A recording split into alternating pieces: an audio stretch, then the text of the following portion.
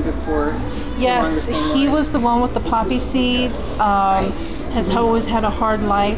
Right. Always being incarcerated in almost every lifetime. And right. Oh, I remember. Prisons. Yeah. Okay. This one's felt much lighter than that one because as I recalled that he was struggling with that, and I think one of the questions your sister asked was how much longer.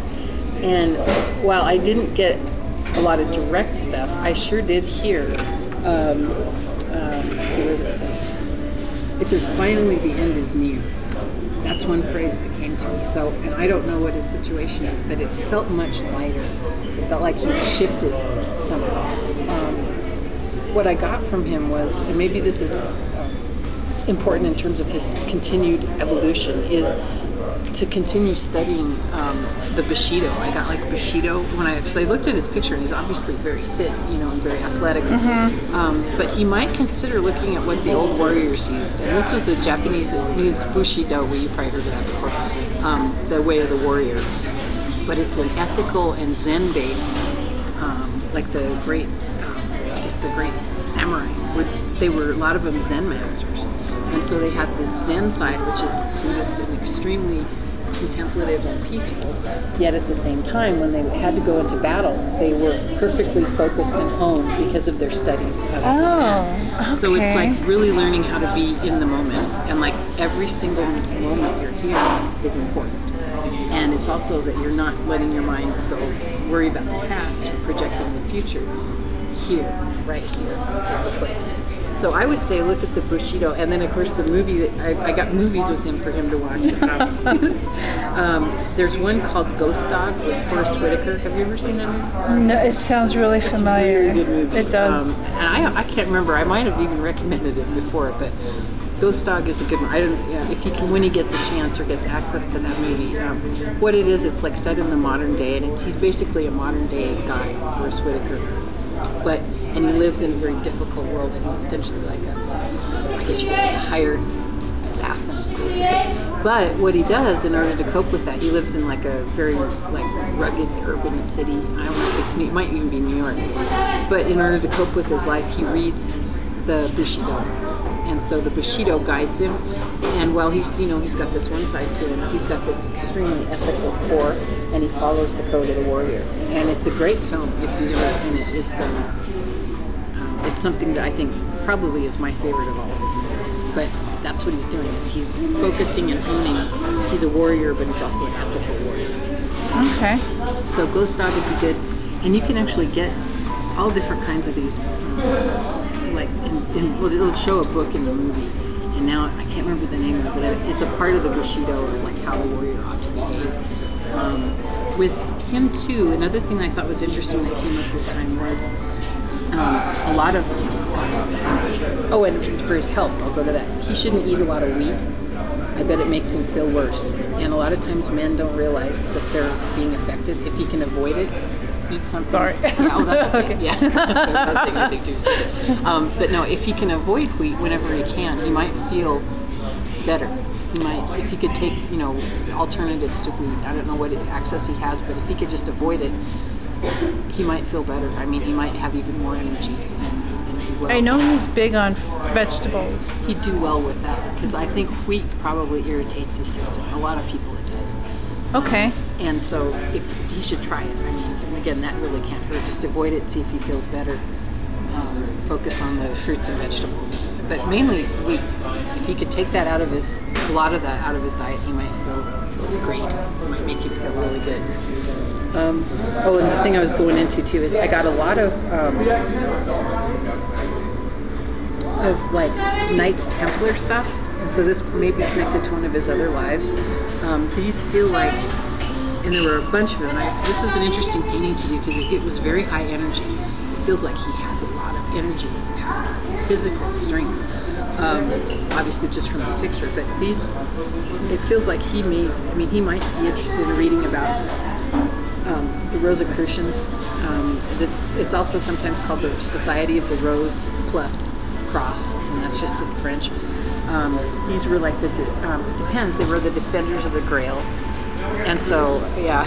I've seen a couple movies and a documentary on that. Yeah. And so that came up.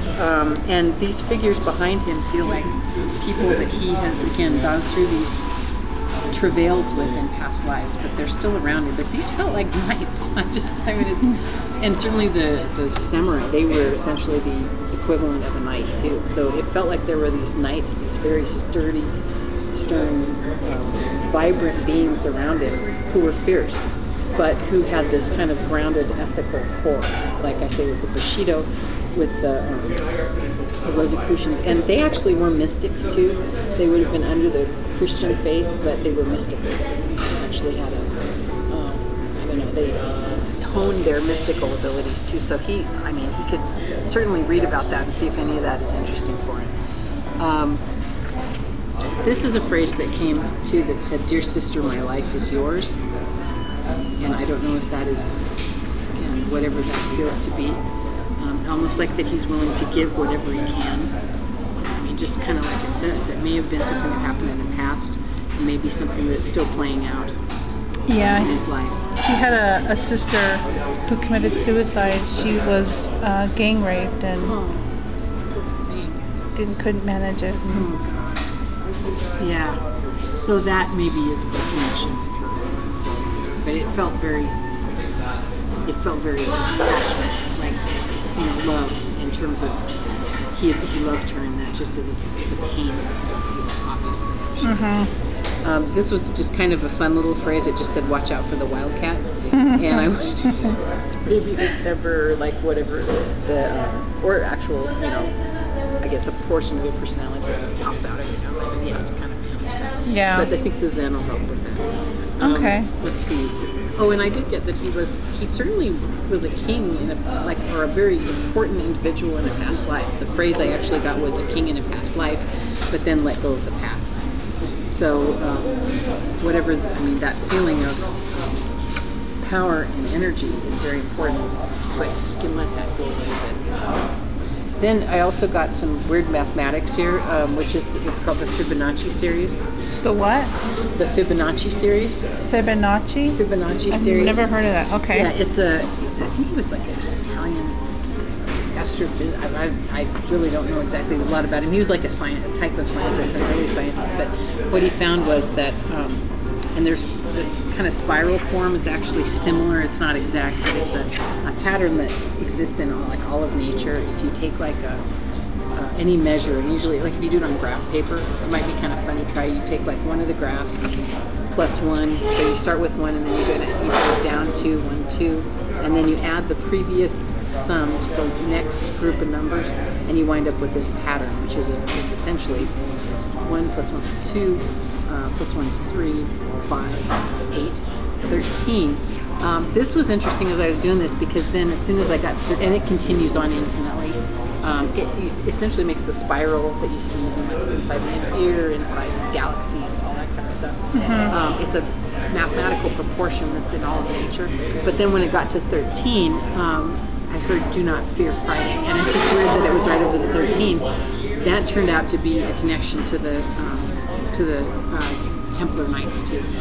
I guess that was the day that that particular pope had them all executed, was Friday the 13th, and that's one reason why people still fear it. There's other associations as well, but he might be interested in this. I don't know if he likes mathematics, or if he likes seeing patterns in things, but it's an intriguing pattern. And then I got here, "It is done." So it almost feels like that's connected. These two are connected? Yeah, the "Do Not Fear Friday," and then there's 13 in there, and then "It is done." So it's almost like that cycle has stopped. But he might be interested in reading a little bit about that, the pattern. Okay. With that one too, I did hear another song. I should have written it down on there. I wasn't. But there's a Tool. I'm sorry, you're hearing what? I was hearing another song. If he's ever heard this Tool song called "Lateralis." Lateralis? It's called Lateralis. I should write that down too. The band actually uses this pattern within the song. It goes syllable by syllable up to 13. It just goes one syllable, 3, 5, 8. So when you listen to the song, he's actually incorporated it into the song. But that came up too. You might enjoy that song. Okay. see what else is here. Yeah, this phrase just says a singular fire burns within. And then we already talked about the finally the end is near. What does this one say? Oh, you should go back and watch Star Wars. Luke is an example of a great hero through his training and mentorship. And then this did feel like a guiding spirit here. I haven't really talked about this.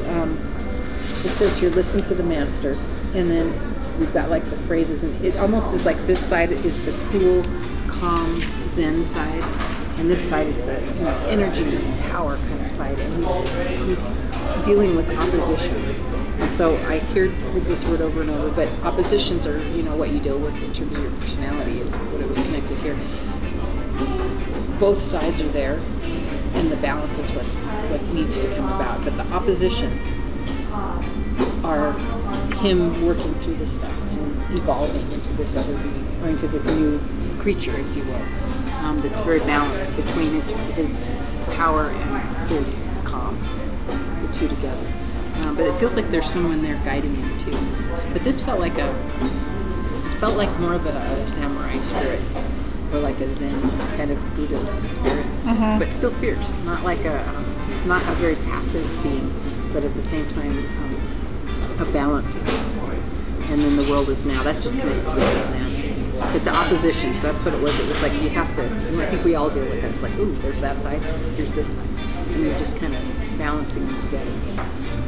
But you check out the Society of the Rose and the Cross. There are some interesting connections, I think, between these two. I almost wonder if some of the source of the,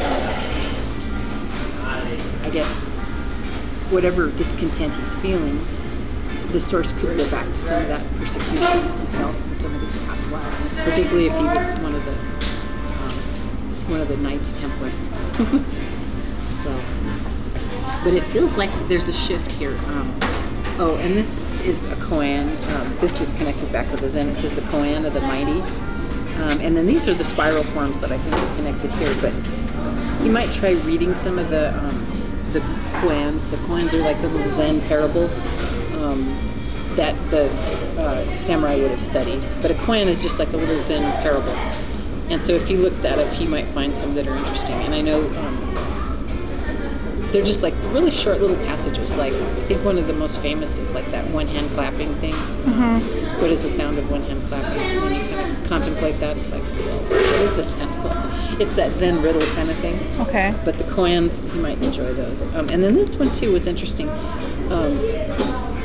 It felt like he has a core of compassion, and this rose shape I saw. It's almost like this chakra is opening up.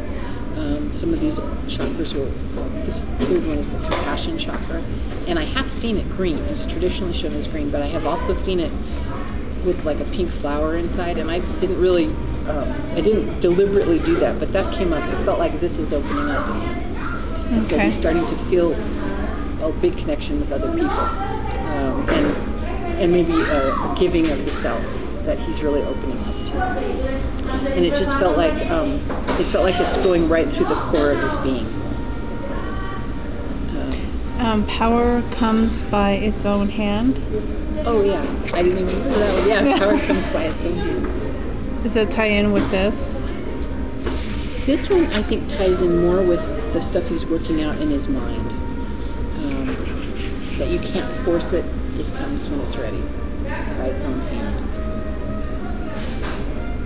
And with these forms, like I say, it feels like he's at a stage where he's mastering things, and he's really getting good at stuff. So I think the colors here on the top part are part of that, and then once the skills are mastered, the power comes. That would be the way I'd interpret that. Okay. And like I say, there's some interesting secondary imagery. This actually looks like somebody, another being or something. It does actually. Oh yeah, look, if you look, it almost looks like a face with hair here, and maybe it's a Zen warrior. It's a samurai. I don't have any questions. I know My sister asked about the situation he's in. This might be closer to what she's looking, what they're looking for. Right. And I was thinking about that. As I was doing it, and that did come. And then maybe it is done. These two might be the answers. Like I say, but it still feels a little unclear to me. But I did get that phrase, so I actually got that phrase. So. I guess it's kind of good news. Yeah, definitely. So, okay.